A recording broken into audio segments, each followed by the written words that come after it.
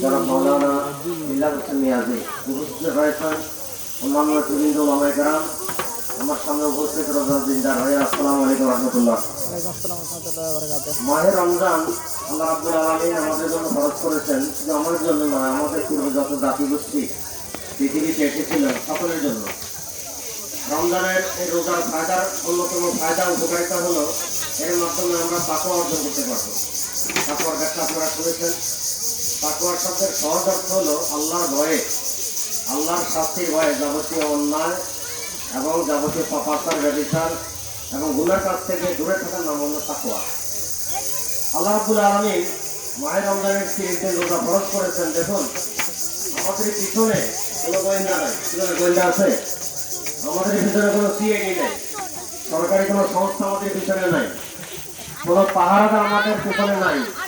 তারপরেও আমরা দিনের বেলা যত কষ্ট হোক, আমরা দিনের বেলা যত পিপাসা, যত কষ্ট খিদা লাগুক, আমরা দিনের বেলা খাই না, পান করি না।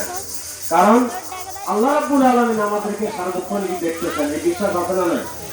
কি আছে?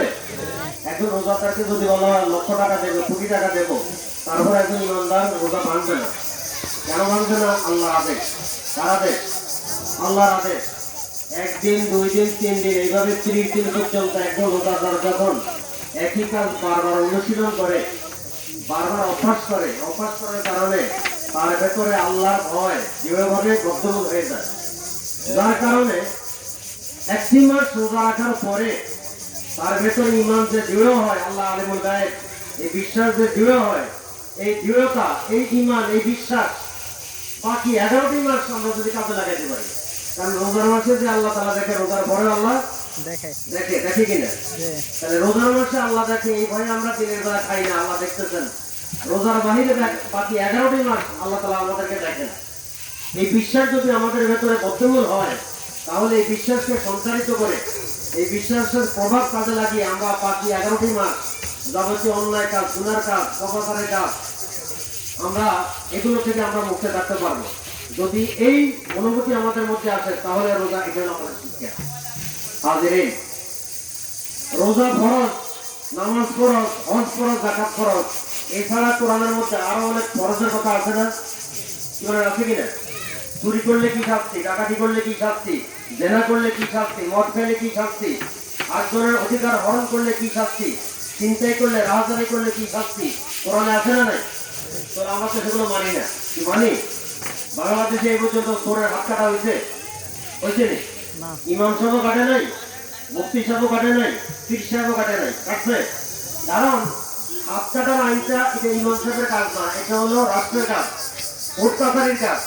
এখন কোর্টে হাত কাটে না, চুরি করলে হাত কাটে না। নাকি বাংলাদেশে চোর নাই? আসেনি? চোর না, কুকুর চুরি আগে বলা হয়তো, এখন হলো সাগর চুরি। আমি গত কিছুদিন আগে বলছিলাম, বাংলাদেশে এখন অর্থমন্ত্রী বলেছিলেন বাংলাদেশে এখনো কুকুর চোর নাই, এখন হলো সাগর চোর। নাকি? তাহলে বাংলাদেশে কি কোনো চোরের হাত কাটছে? কাটে নাই। কারণ হাত কাটার আইন কোরআনের আইন। কোরআন দ্বারা দেশ চলে না, রাষ্ট্র চলে না, আইন আদালত চলে না। কোরআন দ্বারা আইন আদালত তখনই চলবে যদি আমরা সংসদে আল্লাহর বান্দাদেরকে পাঠাইতে পারি। আল্লাহওয়ালা, সৎ, যোগ্য, যারা কোরআন অনুসরণ করে, কোরআন মানে, কোরআনের কথা মেনে চলে, কোরআনের কথা বলে, এই ধরনের লোক, এই ধরনের দলকে যদি আমরা সংসদে বাড়াইতে পারি, তাহলে কোরআনী আইন সেখানে বাস্তবায়ন হবে। সেই কোরআন অনুযায়ী রাষ্ট্রীয় বিচার ফয়সালা হবে। কথা ঠিকই না? আপনারা কি বুঝতেছেন? বাংলাদেশের আইন